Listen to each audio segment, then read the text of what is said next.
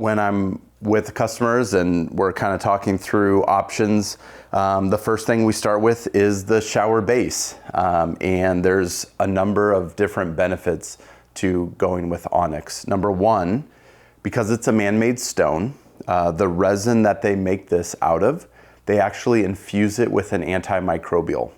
So we're all used to, when cleaning our bathrooms and showers in particular, coming in with our bleach and just scrubbing and scrubbing and scrubbing and trying to keep it clean.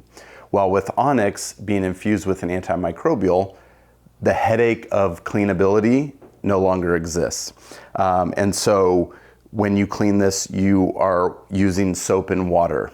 If you have hard water, 50-50 vinegar and water. So that's probably one of the best selling points, or one of the benefits of Onyx, is cleanability. And so when we start with the base, we talk about the non-slip grip here where you're standing. We talk about the different options of curb height. So this is a standard 4-inch curb. We can also do a 2.5-inch curb here. So that just makes it a little easier to get into.